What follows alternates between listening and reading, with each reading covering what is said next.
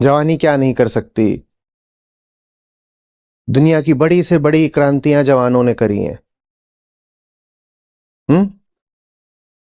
पर जवानी को पता ही नहीं चलता कि उसका समय कब रील्स देखते हुए और स्क्रॉलिंग करते हुए बीत गया। अनंत स्क्रॉलिंग, जब तक अंगूठा टूट के ना गिर जाए। हम्म?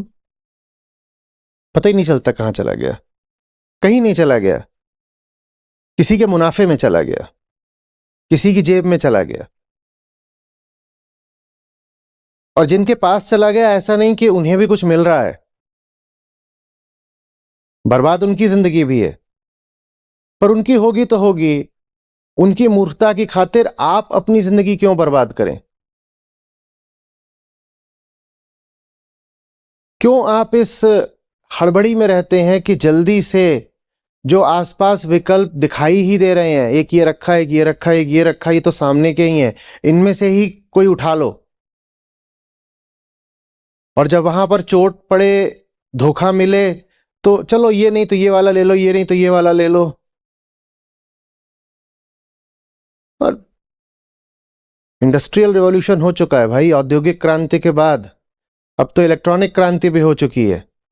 आपको ऐसे ऐसे विकल्प दिए जाएंगे जो आपने सोचे भी नहीं। मांगना तो दूर की बात है, आप मांगने नहीं गए थे, आपने सोचा भी नहीं है, पर आपको परोसा जाएगा कि देखो अब ये 8 नए तरह के बर्गर हैं, 18 नए तरीके के फीचर्स हैं फोन में, फलाने माल में इतने तरह की वैरायटी आ गई है। अरे कहां तुम इधर उधर बस भारत में ही घूम रहे हो? ये देखो, ये 18 प्रकार की नई एग्जॉटिक वेकेशन डेस्टिनेशंस हैं। क्या यार, तुम जवान आदमी हो और अभी तक तुम यहां घूमने नहीं गए? क्या कर रहे हो? और वहां अगर घूमने जाना है तो उसके लिए हम ही लोग तुम्हें लोन दे देंगे। आप घूम के आइए, ये देखिए, ये बहुत बढ़िया जगह है, इसकी आपको तस्वीर दिखाई जा रही है। जवान आदमी, अभी नहीं जाओगे तो कब जाओगे भाई, जब दांत गिर जाएंगे। अभी जाओ, यहां जाओ। और वहां पर बिल्कुल स्वर्गलोक उतरा हुआ होगा पोस्टर पे, और कुछ सुंदरियां अप्सराएं भी। आप बिल्कुल तुरंत राजी हो जाएंगे, हाँ मुझे जाना है।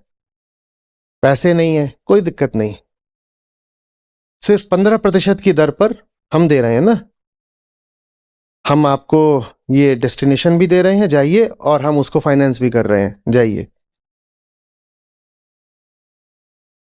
इतना कुछ चारों ओर बिखरा रहता है कि आप बिल्कुल आतुर हो जाते हो, लालायित हो जाते हो। ये बाजार का काम, और इसके साथ फिर समाज है और शरीर है। समाज में तो शुरुआत अपने ही परिवार से होती है कि जल्दी से कोई चुनाव करो ना, जल्दी से कोई रास्ता, कोई ढर्रा पकड़ो ना। बाजार दरवाजे पर खड़े हुआ है पूरा ट्रक लेकर के, ये चीजें हैं, इसमें से बताओ क्या क्या चाहिए।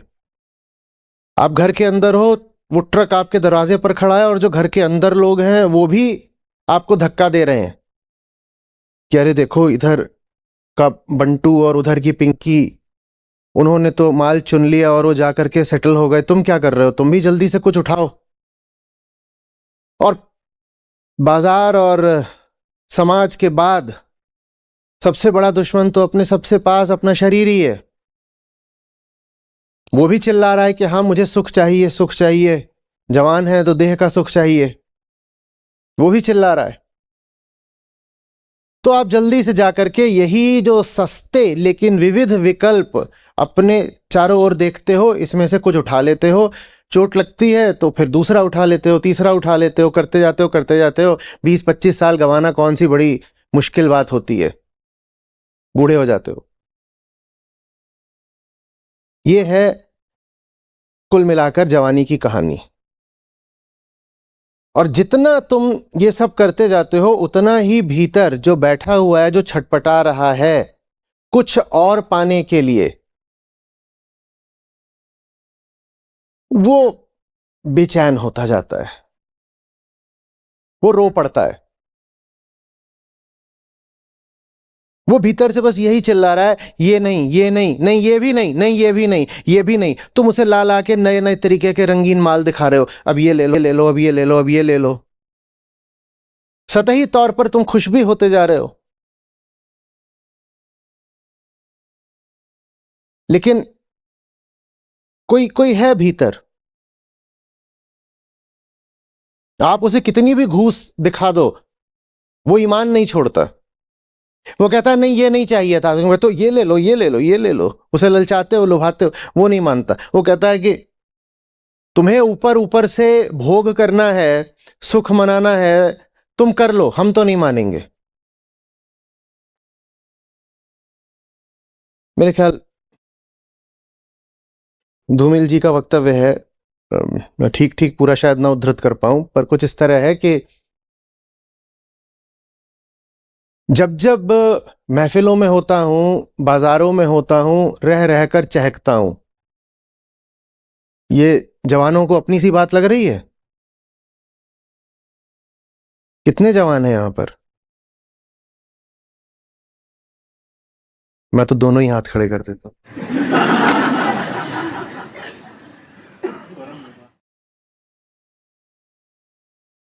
जब जब महफिलों में होता हूं, बाजारों में होता हूं, रह रहकर चहकता हूं, जैसे आप चहकते हो। आपने देखा है कभी, आप मॉल वगैरह जाते हो, आपको कुछ न भी खरीदना हो तो भी मूड अच्छा हो जाता है। इतनी सारी चिज्जू दिखाई दे रही होती है ना, बस शीशे की दीवार है, उससे आप देखो ये चिज्जू दिख गई है, देखने में ही बड़ा अच्छा लग जाता है। एसी भी है, बस देखने में ही मन मन अच्छा हो गया, दर्शन हो गए, दर्शन हो गए। लेकिन वापस आकर अपने कमरे के एकांत में जूते से निकाले पांव सा महकता हूं। जब जब महफिलों में होता हूं, बाजारों में होता हूं, खूब चहकता हूं, लेकिन वापस आकर अपने कमरे के एकांत में जूते से निकाले गए पांव सा महकता हूं। यह है कहानी।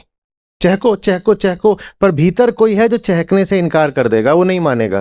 वो कहेगा मुझे ये सब चीजें चाहिए नहीं थी।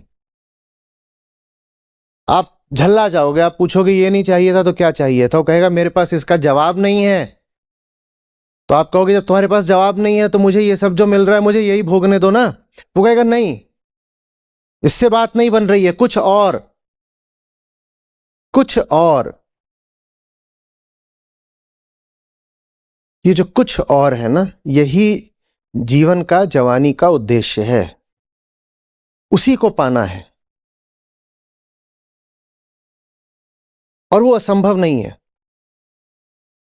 और वो ऐसा भी नहीं है कि बहुत बहुत मुश्किल है। बहुतों ने पाया भी है, और आपका भी जन्म बस उसी को पाने के लिए हुआ है।